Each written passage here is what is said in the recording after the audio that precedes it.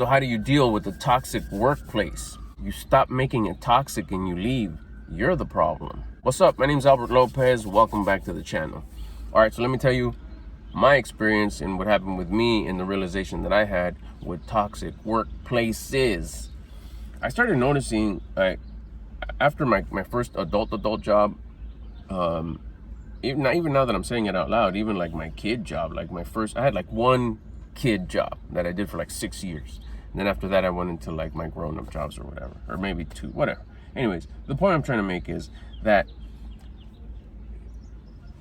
every time I left, it was because of toxicity. I went to my next job. This one's getting a little too toxic. You know, the money's about right. There's pros and cons a little bit further, a little bit different. All the homies are not there. All my friends I'm not going to be able to see. But I can't take this toxicity anymore.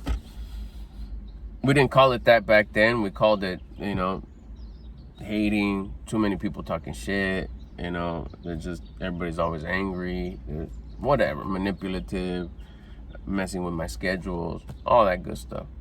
Unfair. And come to realize, after I started working on me and building my confidence, working on self-development, which mainly the thing is, one of the deliciousnesses of working on self-development is that you have the control and the power to gain as much confidence as you want. And confidence feels freaking good. All right, so I didn't have any confidence at any of my jobs, at any of my traditional jobs. So because I didn't have confidence, I was the toxic one. Because I had the victim mindset. I was the one bringing toxicity to the table. So what did I see? Toxicity, because you only see what you're vibing at. The world is a mirror, is not as you are. So I saw just a bunch of toxicity. It was just a reflection of me.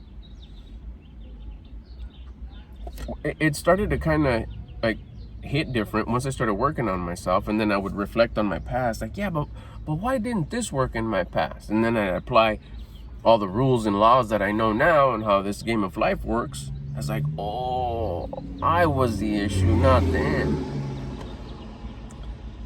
So when if you're right now just like, this is so dumb, so stupid, everybody's talking shit, everybody's so this, it's not a them thing.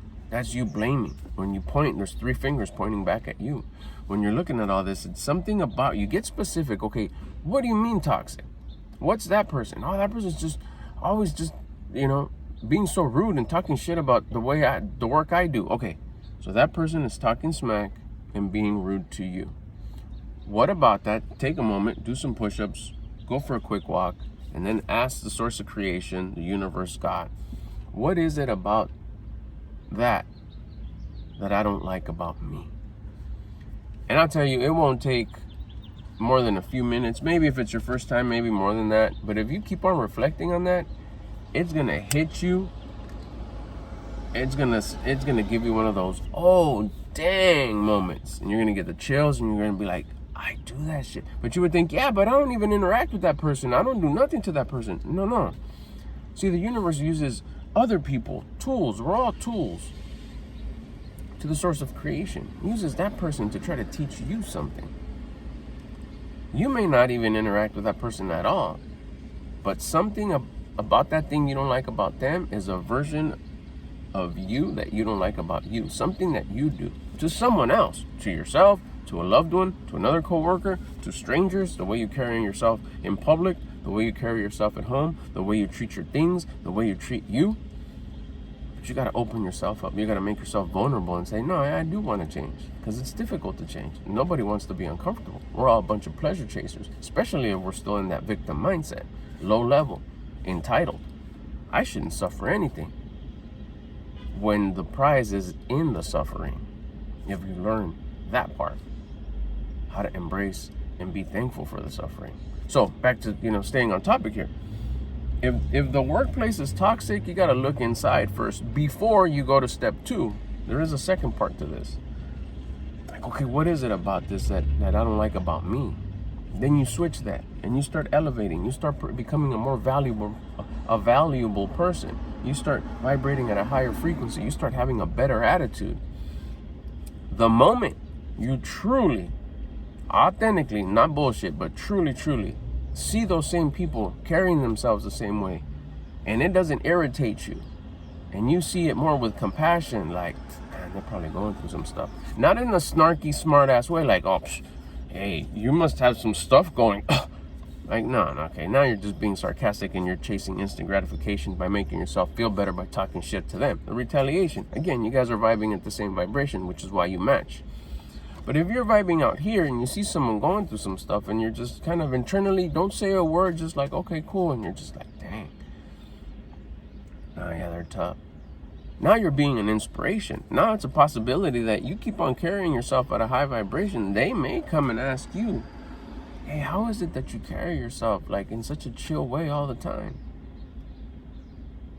At that point, the universe could just be telling you, hey, you've outgrown this place. You have been asking me what's next. You have been reaching for something else. You have been elevating. I want to give it to you because remember, we don't chase, we attract.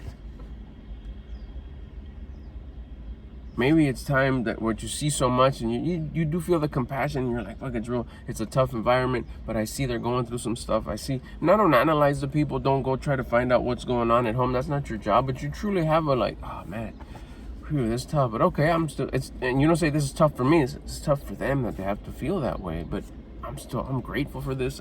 Thank you for this. Thank you for this compression. Thank you for all this going on around me, and I'm still carrying myself at 100.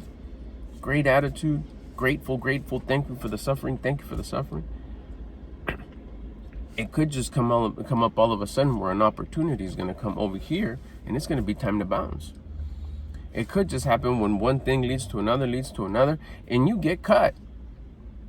Or it's just like, yeah, you know what, I can't be here no more. It's time to move on. It just feels right because your conscience is telling you. Remember, conscience-guided life. You're listening to your conscience. But you got to listen to your conscience when it's trying to tell you, hey, you're being toxic and you need to elevate and change if you want the next thing. Or stay here and just be involved with all this toxicity and know that you're the center of it and deal with it. And then let 100 years go by and you're done. Game over.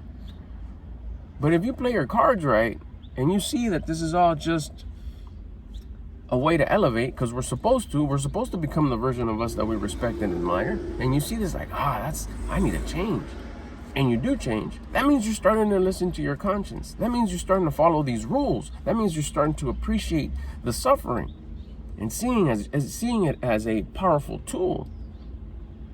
Your conscience will tell you it's time to go. It's time to look over here. Open this door. Click on this email.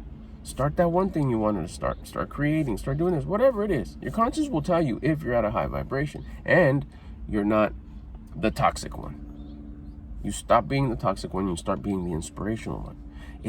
Is it common? Yes or no? Is it common for there to be toxic people at work? It's common. Yes, it is. That's why it's not rare. How often do you see amongst all that toxicity someone who's inspirational, caring, authentic? Never. Even like the supervisors will just do it when it's like some sort of a meeting or the higher ups are there and they're acting all cheery and sharp, but after that they're just as miserable. How about if the guy at the bottom is inspirational, helping? He doesn't care how much he gets paid because he always does his best, because that's who he is. He always does his best because he wants to be the best, because he carries himself as the best version of himself as he could possibly be, because he's thriving for more. He eventually cannot fit in that environment. The universe will automatically open opportunities for him because, yeah, you can't be here. But when you do spot one, he's rare. And rare is valuable. Valuable always moves up because he needs to go bring value somewhere else. So make yourself valuable. Make yourself valuable by being rare, by being that person who's not part of the toxicity, being that person who doesn't see himself as a victim when toxicity hits him, but sees it as an opportunity to like, hey, something about that about me. If it's, what does my wife say? If it stings, then it resonates.